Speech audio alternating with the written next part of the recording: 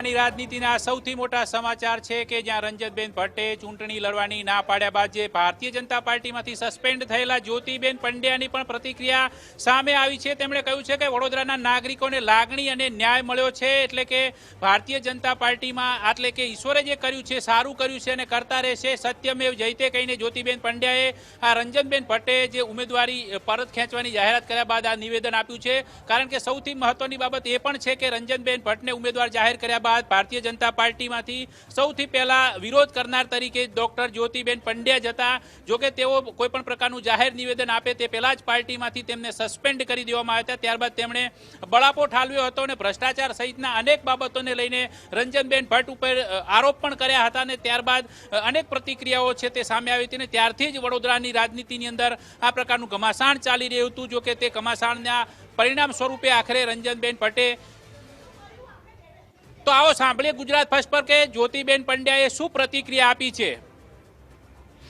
જો ભાઈ વડોદરા વાસીઓની અને આપણા આસપાસના બધા જ ક્ષેત્રના લોકોની એક લાગણી ને માંગણી હતી અને આખી પ્રોસેસ જે થઈ છે એમાં ઈશ્વરે જે કર્યું છે, જે પણ આમાં જોડાયા છે બધાને ખૂબ ખૂબ ધન્યવાદ। સાથે સાથે હું એમ કહીશ કે નરેન્દ્રભાઈ મોદીજીની લીડરશિપમાં ડાઉટ નથી અને જે પણ નિર્ણય લેવાય છે એ યોગ્ય અને સમજ વિચારથી લેવાયો છે। આ બધાએ નિર્ણય જ્યાંથી પણ લેવાય છે બધાને ધન્યવાદ કરીશ અને સાથે સાથે વડોદરાને એક સારું વિકસિત બનાવવા માટે બધા જ સાથે જોડાઈશું અને એવું કહેવાય છે ને કે people they get the leadership which they really deserve it. So Vadodara deserves really good leadership. વડોદરાની રાજનીતિની અંદર અત્યારે જે ચર્ચાઓ છે તેની અંદર હવે નવા કોણ ઉમેદવાર બનશે ભારતીય જનતા પાર્ટીમાંથી તેને લઈને પણ અત્યારે ચર્ચાઓ તેજ બની છે। ઘણા બધા નામ પણ સામે આવી રહ્યા છે, તેમાં ડોક્ટર વિજય શાહનું નામ પણ આગળ છે, તો ઉપરાંત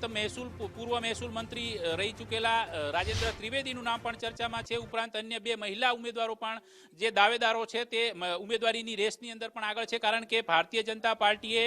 ચૂંટણી લડવાનો ઇનકાર કર્યા બાદ રંજનબેન ભટ્ટ બાદ હવે કોણ તેને લઈને પણ સાંજે જે 7 વાગે દિલ્હીની અંદર છે તે ભારતીય જનતા પાર્ટીની કેન્દ્રીય ચૂંટણી સમિતિની જે બેઠક મળવાની છે તેની અંદર છે ત્યાં તમામ ઉમેદવારોના નામ અંગે ચર્ચા થઈ શકે છે અને ત્યારબાદ ગુજરાતની જે 4 અટવાયેલી બેઠકો છે એ ઉપરાંત અન્ય જે ઉમેદવારો બદલવાના છે તે તમામના નામ, નવા ઉમેદવારોના નામ છે તેના અંગે મનોમંથન થશે। સાંજે 7 વાગે દિલ્હી ભાજપ મુખ્યાલયની અંદર છે કેન્દ્રીય ચૂંટણી સમિતિની બેઠક મળશે, તેની અંદર છે તે નવા નામો અંગેની ચર્ચાઓ થયા બાદ છે તે ઉમેદવારોનું સંભવિત લિસ્ટ આવતીકાલ સુધીમાં સામે આવી શકે છે। પરંતુ અત્યારે હાલ ગુજરાતની રાજનીતિમાં સૌથી વધારે ચર્ચાસ્પદ છે તો વડોદરા અને સાબરકાંઠા બેઠક એટલા માટે પણ ચર્ચામાં છે કારણ કે અહીંથી અટક વિવાદ બાદ ભીખાજી ઠાકોર ઉર્ફે ડામોર, આજે ડામોર અને ઠાકોર એ વચ્ચે અટવાઈ ગયા વડોદરા ભાજપના જે સાબરકાંઠાના ઉમેદવાર છે તેઓ। કારણ કે અત્યારે વડોદરાની બેઠક પર એટલા માટે ચર્ચા છે કારણ કે મધ્ય ગુજરાતની સૌથી ભારતીય જનતા પાર્ટીની સેફ બેઠક માનવામાં આવતી હતી। જો કે ઉમેદવાર તરીકે રંજનબેન ભટ્ટ ત્રીજી વખત જાહેર થયા બાદ સૌ પ્રથમ નિવેદન છે તે વિરોધના સૂર છે ઉઠ્યા હતા, તેની અંદર જ્યોતિબેન પંડ્યાએ વિરોધ નોંધાવ્યો, ત્યારબાદ કેતન ઇનામદારનું નામ પણ સામે આવ્યું હતું। એ ઉપરાંત છે અન્ય જે મધુ શ્રીવાસ્તવ છે ભાજપની અંદર પૂર્વ ધારાસભ્ય રહી ચૂકેલા, તેમણે તો ખુલ્લેઆમ એલાન કર્યું હતું કે હું રંજનબેન ભટ્ટ સામે ખુલ્લેઆમ પ્રચાર કરીશ અને અપક્ષમાંથી ચૂંટણી લડીશ। જો કે આંતરિક અસંતોષ છે તેને ઠારવા માટે થઈને પાર્ટીએ કોઈ નિર્ણય લીધો હોય અને આખરે 8 દિવસ ચાલેલી આ રાજનીતિક મડાગાંઠને ઉકેલવામાં ભારતીય જનતા પાર્ટી ક્યાંક સફળ થશે અને સાંજ સુધીમાં નવા ઉમેદવારોના નામ અંગેની ચર્ચા થશે અને ત્યારબાદ નવા ઉમેદવાર છે તે મળી શકે છે વડોદરા બેઠક પરથી અને તેના વડોદરાની અંદર જે નવા ઉમેદવારો છે તે પૈકી ઘણા બધા નામ પણ ચર્ચાઈ રહ્યા છે। તેની અંદર ભરત ડાંગર, વિજય શાહ, રાજેન્દ્ર ત્રિવેદી, ગાર્ગી દવે ઉપરાંત અન્ય પણ નામ છે, સીમા મોહિલે કે જે પૂર્વ ધારાસભ્ય છે અકોટાથી, તેમનું નામ પણ અત્યારે ચર્ચામાં છે કારણ કે બની શકે છે કે મહિલા ઉમેદવાર હતા અહીંયા એટલે મહિલા ઉમેદવારના બદલામાં ફરીથી વડોદરાની અંદર ભારતીય જનતા પાર્ટી છે તે મહિલા ઉમેદવારને જ ટિકિટ આપે તે પ્રકારની પ્રબળ શક્યતાઓ પણ વર્તાઈ રહી છે। ઉપરાંત જે જાતિગત સમીકરણને સાધવા જશે તો બની શકે છે કે ભાજપ ફરીથી અહીંયા કોઈ નવું જ ઉમેદવાર લાવી શકે છે કે જે આવનાર ઉમેદવાર છે તે